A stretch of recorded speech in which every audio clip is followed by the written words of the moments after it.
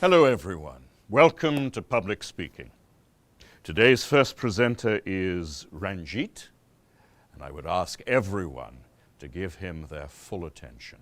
Chantal, could you dim the lights, please?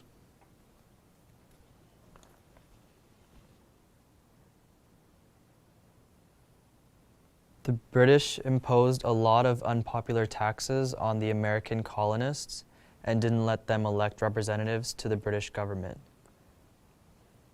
In retaliation, the Americans started to boycott British goods. In 1773, Americans in Massachusetts dumped a shipload of British tea into Boston Harbor. This became known as the Boston Tea Party.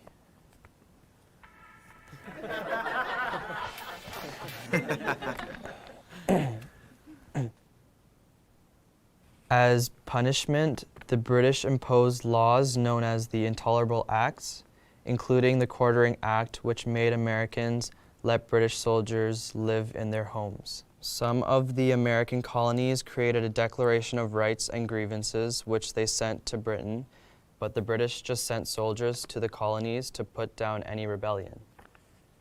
This led to the first battles of the Revolution at Lexington and Concord. Thank you, Ranjit. I know it's very hard to give a presentation in front of the entire class. Now, would anyone like to offer Ranjit constructive feedback about his presentation? Any tips for what he might do differently next time?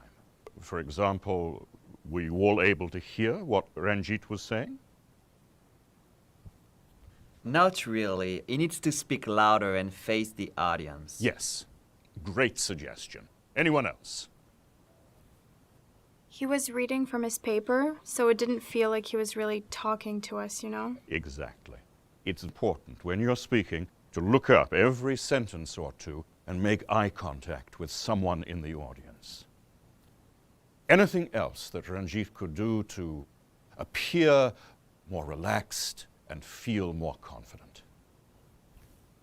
He could smile more. Yes, smiling makes us feel relaxed. Oh, and make sure your phone is off before you speak next time. I do have one more suggestion. To connect with listeners, it's a great idea to use a personal story or experience as an example. Can you try that next time? I think so, yes. Next week, my presentation will be about the causes and effects of stress. We look forward to hearing it.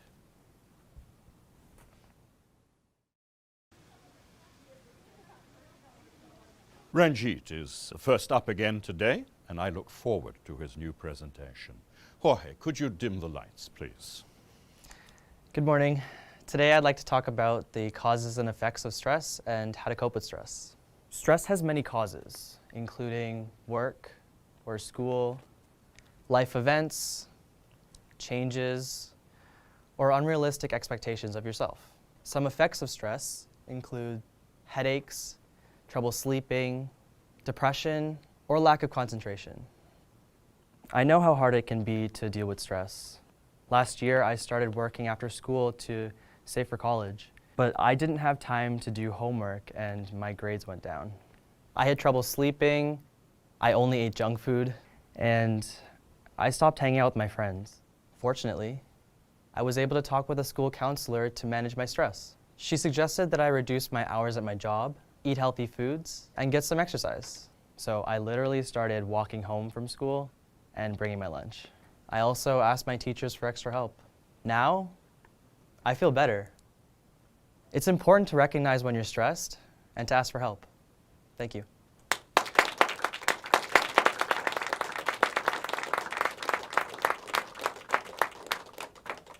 Great work, Ranjit. I want you all to reflect on how much stronger today's presentation was.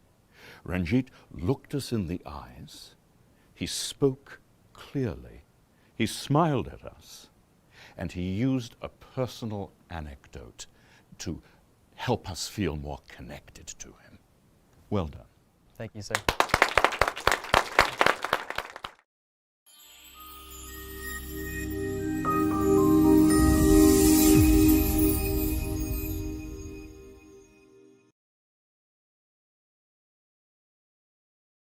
is a Hollywood production.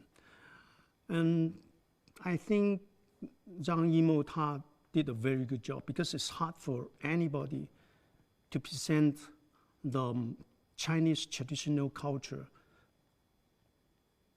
It's hard for us to find a balance.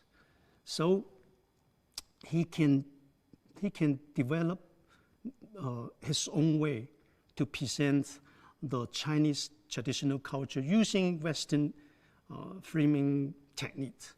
I think he did a good job. Many, many years ago, Zhang Yimou tried to tell me that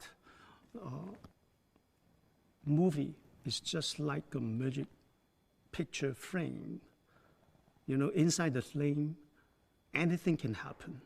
Use your imagination. Don't limit yourself and let go. Matt is a clever and flexible actor.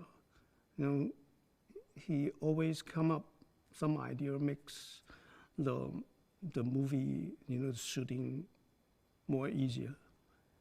And Willem, he really like a teacher of mine, you know. He's trying to polish my performing and make me feel great in front of camera.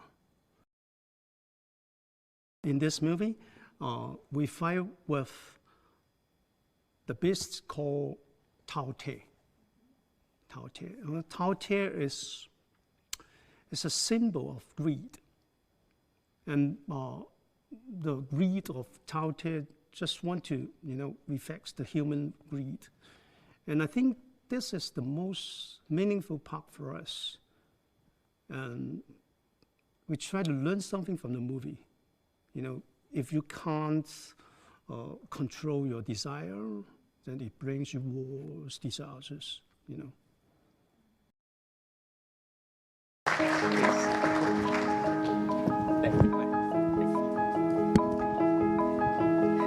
I think when I'm 40 years old, I start to know exactly what I want to do. I never think in my life that I would be a business people. And I never thought I would be a teacher. So I become a teacher, I never thought about it. I become an entrepreneur, I never thought about it. And all the other, I want to be a policeman, rejected. I want to be, even want to be a waiter in the KFC, were rejected. Most of the dreams, you may think about it, but does not work out. Don't try to be the best. Be the first.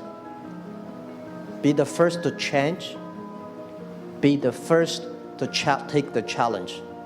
Be the first one to overcome the difficulties. Because the best person, there's only one Olympic champion. I don't think I'm lucky enough to be that. But I can always try the new things and don't give up. I believe it because you are so unique. Everybody is unique. Be yourself is always the key. This world today is full of challenges and opportunities. 2,000 years ago, full of challenges and opportunities. And I'm sure 2,000 years later, full of challenges and opportunities. There's always, it depends on how you look at it. Somebody look at this challenge as opportunity. Young people always say there's no opportunity. I complain a lot when I was young because I think Bill Gates took all the opportunities for the Microsoft, the Steve Jobs, all these guys. There's no job, there's no great big stuff left for us. But I think opportunity always lies in the challenges, always lies in the complaints. If you can solve the challenge, you will be successful. The big challenge you solve, the big problem, or the big opportunity you have. I think life is a journey. You come to this world is to enjoy the life, to be happy and healthy. So the day when you leave the world and you say, I'm happy in my life, I'm healthy in this life, because if you're not healthy, you will never be happy. So I believe happy and healthy are the things the human being always looking for. And I think next 30 years, because of the technology, the life science is going to change a lot. And people is going to live longer. But you can live longer does not necessarily live healthier. So if you're not healthy, how can you be happy? If you live longer, if you're not happy, why you live there?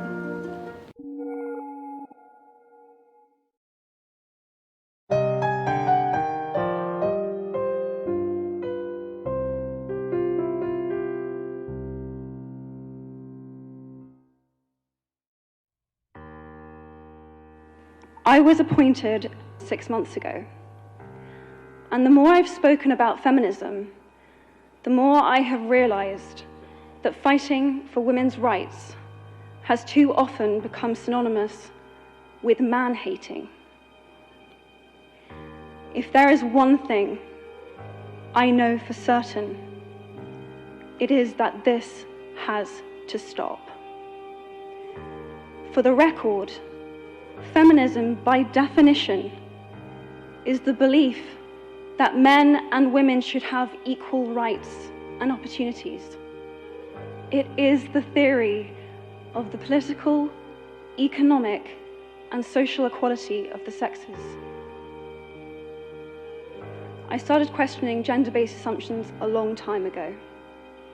When I was 8, I was confused being called bossy, because I wanted to direct the plays that we would put on for our parents, but the boys were not. When at 14, I started to be sexualized by certain elements of the media. When at 15, my girlfriends started dropping out of their beloved sports teams because they didn't want to appear muscly. When at 18, my male friends were unable to express their feelings. I decided that I was a feminist, and this seemed uncomplicated to me. But my recent research has shown me that feminism has become an unpopular word. Women are choosing not to identify as feminist. Apparently, I am among the ranks of women whose expressions are seen as too strong, too aggressive, isolating, and anti-men, unattractive even. Why has the word become such an uncomfortable one? I am from Britain, and I think it is right that I am paid the same as my male counterparts. I think it is right that I should be able to make decisions about my own body. I think it is right that women be involved on my behalf in the policies and the decisions that will affect my life.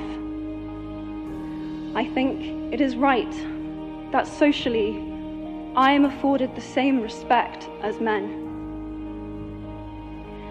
But sadly, I can say that there is no one country in the world where all women can expect to receive these rights. No country in the world can yet say that they have achieved gender equality. Thank you very, very much.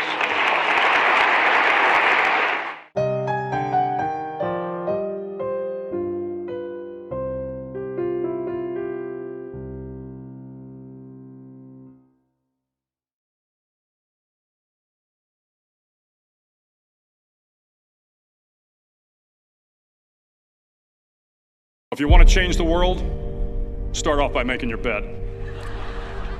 If you make your bed every morning, you will have accomplished the first task of the day. It will give you a small sense of pride, and it will encourage you to do another task, and another, and another. And by the end of the day, that one task completed will have turned into many tasks completed. Making your bed will also reinforce the fact that the little things in life matter. If you can't do the little things right, you'll never be able to do the big things right. And if by chance you have a miserable day, you will come home to a bed that is made, that you made. And a made bed gives you encouragement that tomorrow will be better. To pass SEAL training, there are a series of long swims that must be completed. One is the night swim. Before the swim, the instructors joyfully briefed the students on all the species of sharks that inhabit the waters off San Clemente. They assure you, however, that no student has ever been eaten by a shark, at least not that they can remember.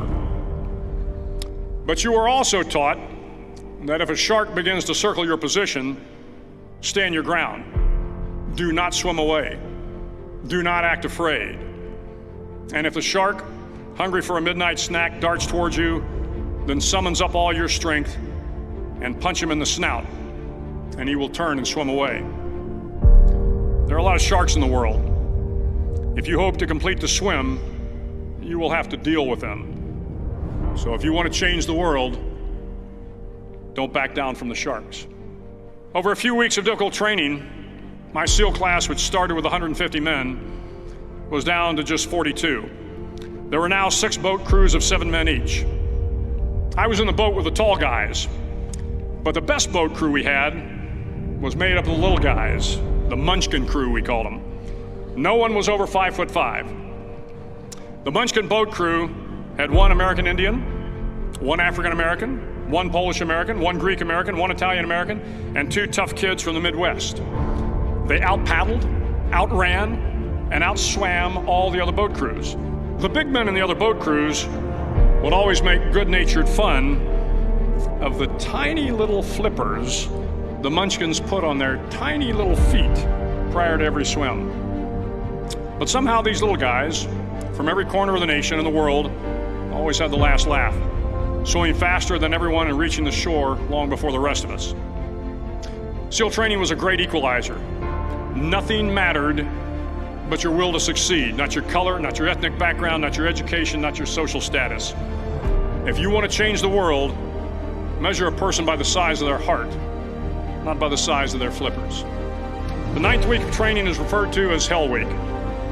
It is 6 days of no sleep, constant physical and mental harassment, and 1 special day at the Mud Flats. The Mud Flats are an area between San Diego and Tijuana where the water runs off and creates the Tijuana Sloughs, a swampy patch of terrain where the mud will engulf you. It is on Wednesday of Hell Week that you paddle down to the Mud Flats and spend the next 15 hours trying to survive this freezing cold, the howling wind, and the incessant pressure to quit from the instructors. As the sun began to set that Wednesday evening, my training class, having committed some egregious infraction of the rules, was ordered into the mud. The mud consumed each man till there was nothing visible but our heads. The instructors told us we could leave the mud if only 5 men would quit. Only 5 men, just 5 men, and we could get out of the oppressive cold. Looking around the mud flat, it was apparent that some students were about to give up. It was still over 8 hours till the sun came up. 8 more hours of bone-chilling cold. The chattering teeth and the shivering moans of the trainees were so loud, it was hard to hear anything. And then one voice began to echo through the night. One voice raised in song. The song was terribly out of tune, but sung with great enthusiasm. One voice became 2, and 2 became 3, and before long, everyone in the class was singing. The instructors threatened us with more time in the mud if we kept up the singing, but the singing persisted, and somehow the mud seemed a little warmer, and the wind a little tamer, and the dawn not so far away. If I have learned anything in my time traveling the world, it is the power of hope. The power of one person, a Washington, a Lincoln, King, Mandela, and even a young girl from Pakistan, Malala. One person can change the world by giving people hope. So if you want to change the world, start each day with a task completed. Find someone to help you through life. Respect everyone. Know that life is not fair and that you will fail often. But if you take some risks, step up when the times are the toughest, face down the bullies, lift up the downtrodden, and never ever give up. If you do these things, the next generation and the generations that follow will live in a world far better than the one we have today. And what started here will indeed have changed the world for the better.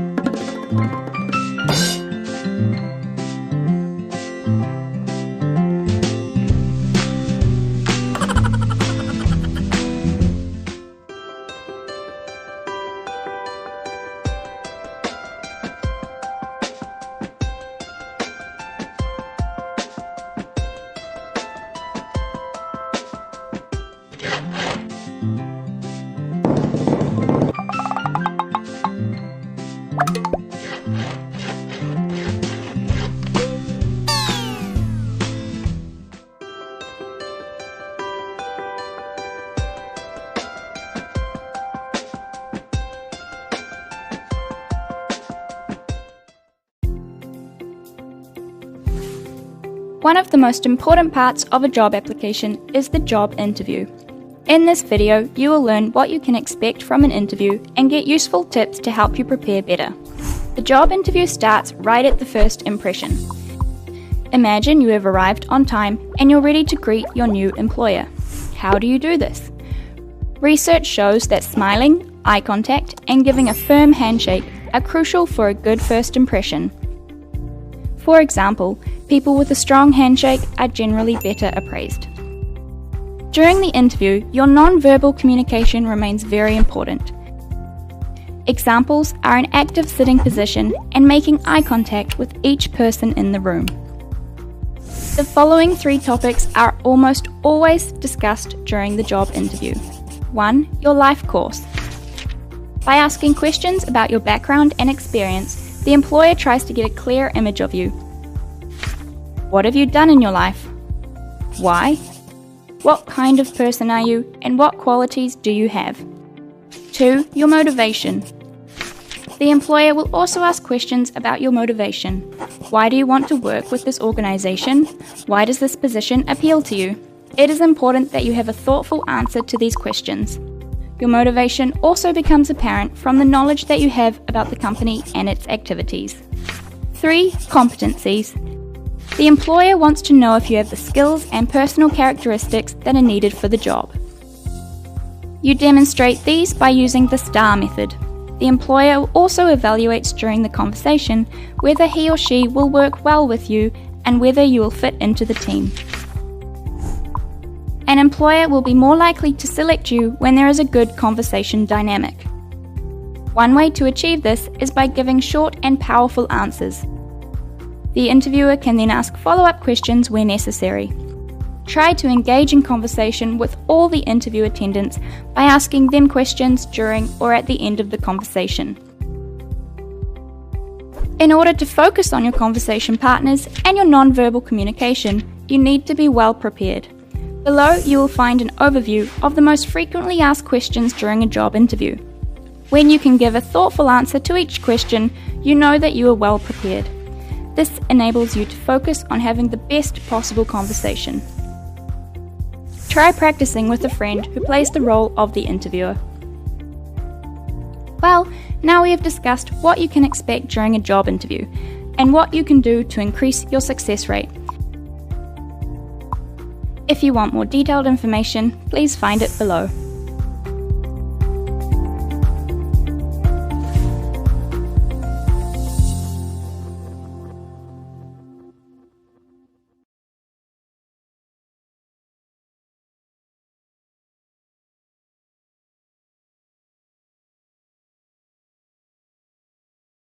In this video, I'll share public speaking tips for beginners. So if you're just getting started in your stand-up speaking experience, this video is for you. So let's unpack the details.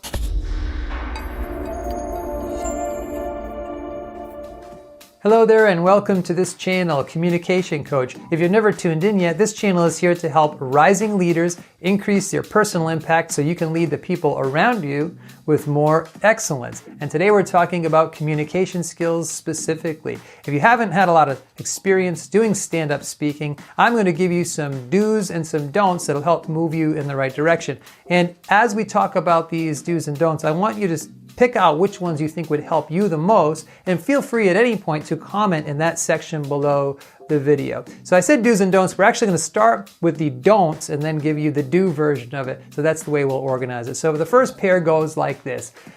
Don't ramble and get long-winded. Anytime a speaker is disorganized and weaves all around, it's very hard to follow what he or she is talking about. And instead what you want to do is give a nice organized and concise message. That means you have to take the time beforehand when you're preparing to create a nice introduction, body, and conclusion. Make sure you have clear main points and there's a transition statement between each main point. Your audience is really going to appreciate an orderly presentation of your ideas, and it's much more likely that they'll remember what you said, and really that's the whole point of speaking to them in the first place. The next don't is don't look with your eyes in the wrong places. You want to not look over people's heads or not look at the floor and not stare at the ceiling or scan around like that. What you want to do is look directly into a person's eye long enough to finish a thought and then move on and look directly into the next person's eyes long enough to finish a thought. One public speaking teacher told me, one thought, one look. In other words, about a sentence or a half a sentence and then move on to the next person. Now, this is very difficult to do if you're not used to it. It can feel very awkward looking right into someone's eyes, but you have to gear up for this because that's what audiences want. We want people to connect with us. If you're not looking into our eyes and making us feel like we're part of this, then you're not going to have much of an impact. The next thing you want to do is don't clutter up all your notes with too many details. A lot of times we're tempted to jam our notes or our PowerPoints with everything we want to say. But the result is when we're nervous in the moment, we end up just locked into our notes and looking down the whole time and reading and sounding really stiff, really wooden, and you're not going to, again, connect with people. So what you want to do instead is pare down your notes so that you can just have a conversational style with your audience. And again, as you're practicing, you have to whittle down those notes so that all you have is like talking points, like a little grocery list of items that you're going to talk about. And it almost forces you, or at least frees you, to connect with people, to look up, and to have a nice normal conversation with them in your natural personality. The next don't is you don't want to load up your slide with all complicated animations and text. And one of the reasons is you don't want to stare at it and read from it.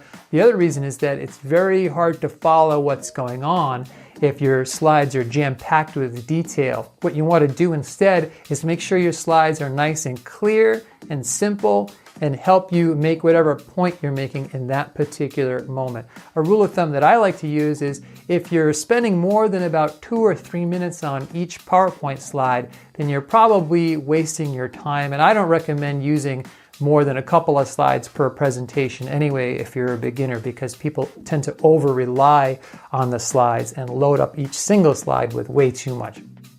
The next don't is don't fidget. Don't fidget with your hands. Don't fidget with your feet. Don't pace back and forth aimlessly because you're nervous. What you want to do instead is have nice, confident posture where you stand in one place for a little while. And then if you want to move with a purpose, move, stand in another place for a while, and then share another part of your message. Move for the purpose, stand still, share some of your message. Don't just pace. Have nice, confident posture. Same thing with your hands. You want to use gestures and emphasize your ideas with your hands. You don't want to fidget and put them in your pockets or play with a pen or do anything else weird or distracting like that. That's a big part of how you come across non-verbally. And I recommend that when you're practicing, you work on this as well. And the last don't and do is how you use your voice. What you don't want to do is speak too softly, use a lot of fillers like and and so. What you want to do is have a confident voice where you speak loud, like to the back of the room with a nice clear volume. Aim for the back of the room, because think about it, you have to reach those people. The other thing you want to do is emphasize your key words with the sound of your voice, and also pause after you share a key idea or a key thought. Pause for a minute silently. Don't fill it up with an or an The pause is much more effective. So here are some do's and don'ts, some tips for beginners. Again, as I mentioned, where do you see yourself in here? Which one do you think would help you the most in this list? I would love to hear your comments in that section below. So thanks, God bless, and I will see you in the next video.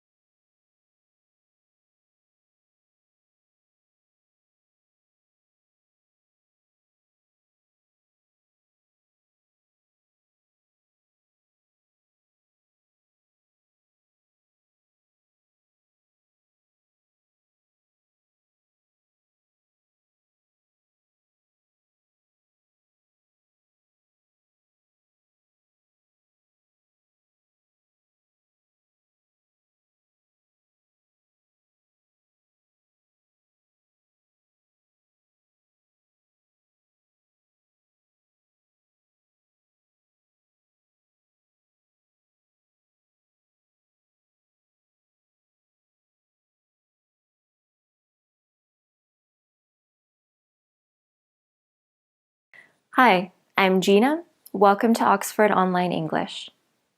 In this lesson, you can learn how to answer job interview questions in English. Have you ever had a job interview in English? If English is not your first language, answering job interview questions in English can add stress to the experience. However, there are some simple, effective tips you can use to give better answers to job interview questions in clear, natural English. You'll learn about these tips and tricks during this lesson. You'll see 8 common job interview questions and 4 different techniques you can use. You'll see how to answer these common job interview questions using the techniques we'll show you. Let's start with our 8 common job interview questions. Tell me a little about yourself. Where do you see yourself 5 years from now? What are your strengths and weaknesses? What is your leadership style? Can you tell me about a time when you demonstrated... For example, can you tell me about a time when you demonstrated strong leadership? Or, can you tell me about a time when you demonstrated excellent customer service? Tell me about a time you dealt with a challenging situation at work. Why do you want this job? Why should we hire you?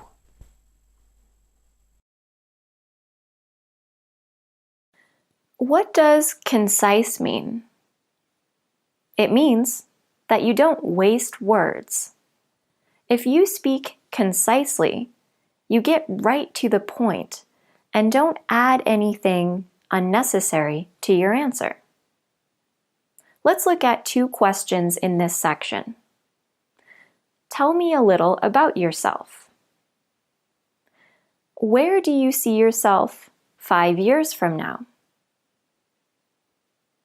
These are very common job interview questions, and they're also very open questions. Open questions can be dangerous. Do you know why? It's because you might ramble. Ramble means to talk a lot without saying much. This won't give the interviewer a good impression. Let's start by looking at a sample answer to the question, tell me a little about yourself. Well, I was born in a small town in northern Italy where I also went to school. I studied engineering at university and then, so after I graduated, I did a master's degree first, but then I worked for a small firm in my hometown for a few years, which was great fun. After that, okay, we can stop there. Do you think this is a good answer? Why or why not? It's not a very good answer. Why not? There are 3 things the candidate does which you should try to avoid. 1. The candidate includes lots of unnecessary details. 2. He doesn't speak in full sentences. 3. He doesn't have any clear direction. If you do these things, your answer to this question will be long and unfocused. What's the solution? You need to be more concise. But how? First, avoid unnecessary details. Don't give your entire work history. The interviewers can get that from your CV if they want it. Secondly, speak in full sentences with a clear beginning and end. This means you need to be thinking ahead while you speak. Thirdly, think about what you want to highlight in your answer and put it at the beginning. This will give your answer a clear direction. Let's look at some examples of this. I've always loved designing and building things, so I suppose it's natural that I became an engineer. I've worked in a variety of roles and companies, which I've learned a lot from, but now I'm ready for a new challenge. What do you think? Better? It's much better. Let's look at the start. Immediately, the candidate identifies a key feature. He loves designing and building things, and links it to his engineering career. The candidate's answer is also very concise.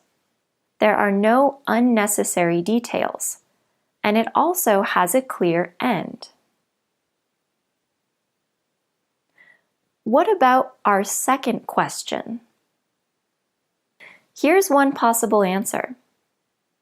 There are many things I could be doing. I'd like to have, some sort of progress. What I mean is that I don't just want to be doing the same things I'm doing now. I like to be moving forward in my career. For example, I definitely see myself in a better position than I am now. Good answer? Bad answer? Okay, it's not terrible, but it could be much better. The candidate is rambling. She doesn't make her point clear, she doesn't speak in full sentences, and she wastes words on unclear and unnecessary details. Here's a better answer. I don't know exactly, but the most important thing is that I continue to learn and grow in my career. I'm the kind of person who needs new challenges to stay focused. I might even start my own business, because that's something I've always wanted to do at some point in my life. This is much more concise. The candidate's answer has a clear beginning and end, and doesn't waste words. So, what can you do to make your answers more concise? The best way to practice is to record yourself speaking. You could record yourself answering these two questions. Then listen to yourself. Try to find sentences which don't finish, or words which don't add anything to your meaning. Then try again. Keep practicing until your answer is clean and focused. Next, let's look at another point which will make your answers clearer and more structured. Signposting language. Signposting language means words and phrases which show your listener where you're going. For example, the words "for example" are signposting language. When I say "for example," you know I'm about to give you an example. Simple, right? Yes, but it's also very important. Without signposting language, longer answers can lose focus and be hard to follow. You'll see answers to two questions in this section. What are your strengths and weaknesses? What is your leadership style? Let's look at a sample answer to the first question. I'm very good at working with other people. In my last job, I always tried to encourage my colleagues and create a good atmosphere. I suppose I can be a little bit careless sometimes. I'm not the kind of person who focuses on details. I'm very calm, and I keep a cool head in very stressful situations. What do you think? It's not bad, but it could be hard to follow. The candidate jumps around a lot. Adding signposting language can make a big difference. Let's see how. Notice that the content is exactly the same. We haven't changed the candidate's basic ideas at all. However, the answer is now much clearer and easier to follow. Using signposting language like this can make a big difference. Let's look at our second question for this section. What is your leadership style? Look at a sample answer which doesn't use signposting language. I'm quite a hands-off manager.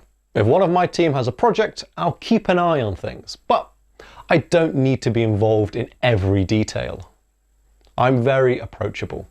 I make sure my team know they can come to me with problems or questions at any time. I like to lead from the front. If everyone's working late to meet a deadline, I make sure I'm there with them. Now, look at some signposting language you could use in this answer. Now, you have a job to do. I want you to pause the video and put these signposting phrases into the answer you just saw. Go on, pause the video, and do it now. Ready? Let's look at the answers.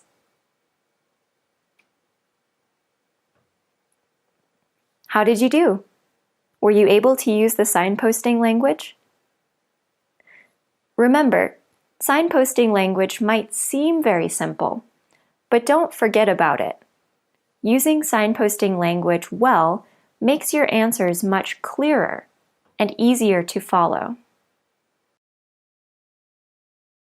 Now, let's look at another way to make your answers more structured, clearer, and more focused. You'll see answers to these two questions in this section. Can you tell me about a time when you demonstrated? Tell me about a time you dealt with a challenging situation at work. These questions are likely to need longer answers. With longer answers, it's really important that your answers have a clear structure. Otherwise, your meaning might get lost. There's a method you can use here. It's called the STAR method. STAR means situation, task, action, result. So, you start your answer by giving the context.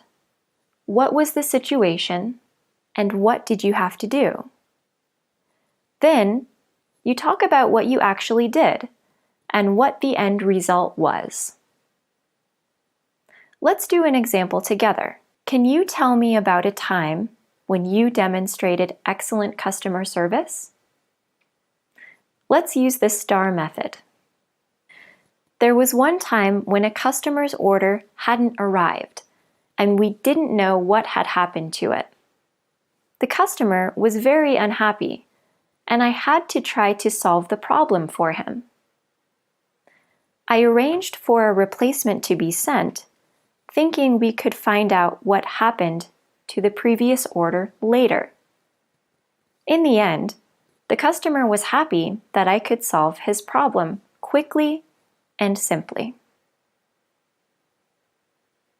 You see how following this method lets you build clear, structured answers? Situation,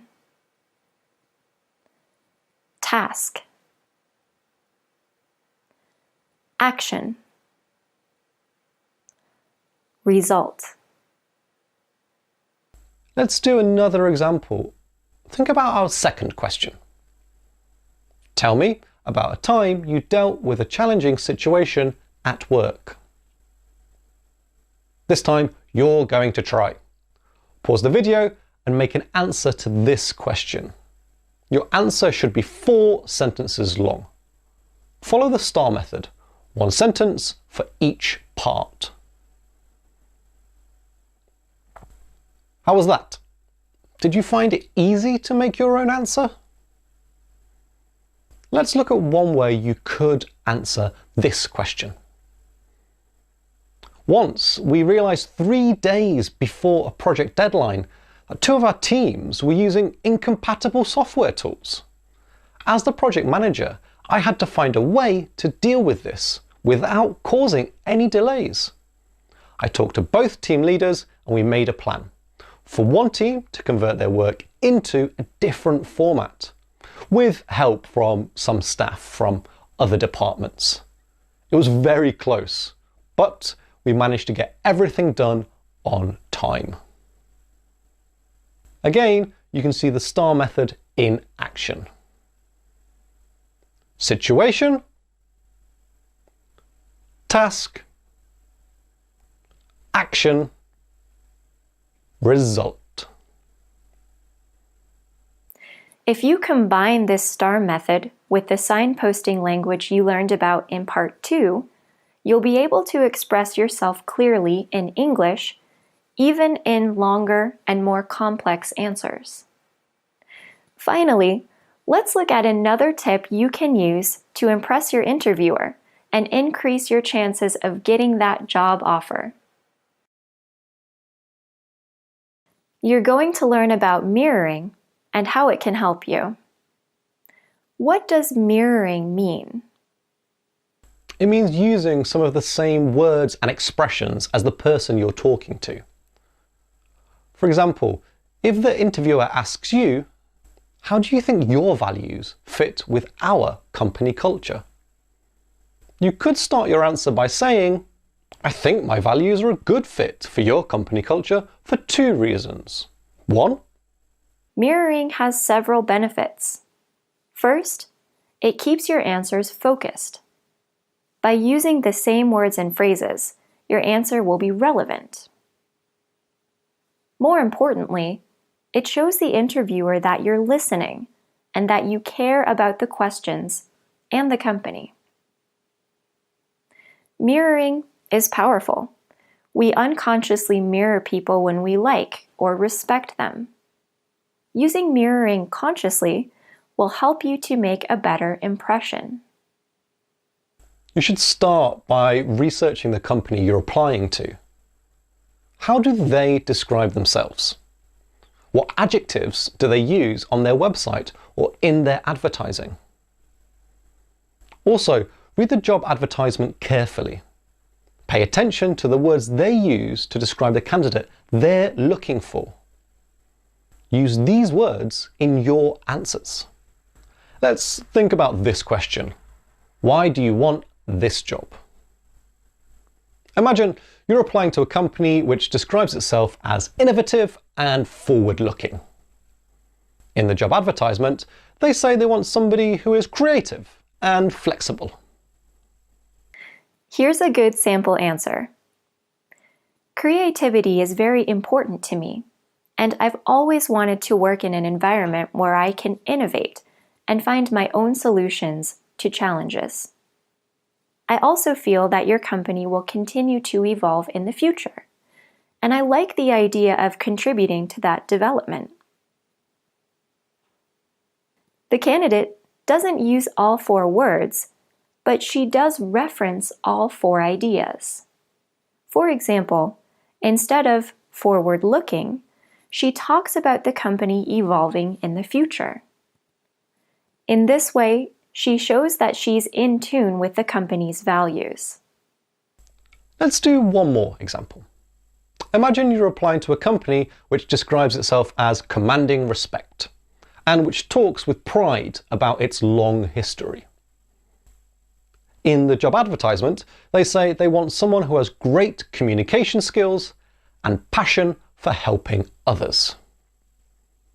During the interview, they ask, "Why should we hire you?"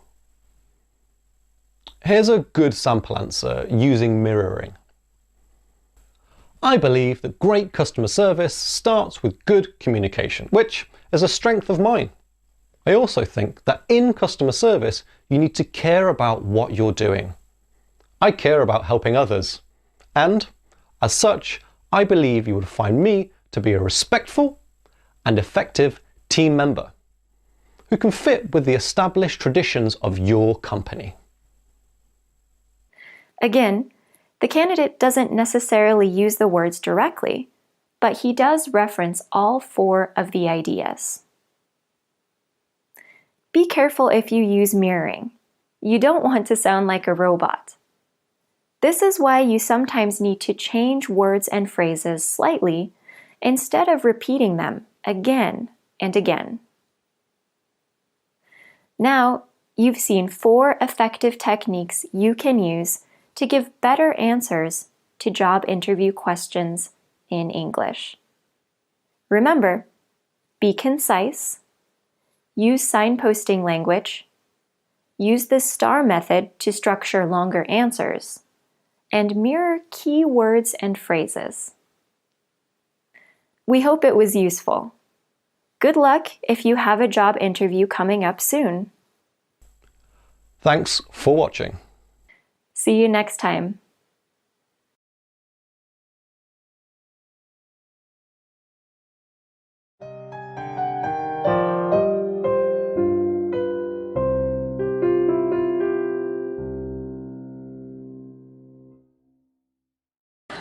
But honestly, along the way, you might fall down like this. Ready? Right? Hello! Right. So what do you do when you fall down? Get back up. Everybody knows to get back up, because if I start walking, I'm not going to get anywhere. But I tell you, there are some times in life where you fall down and you feel like you don't have the strength to get back up. It should be impossible for me to get back up, but it's not.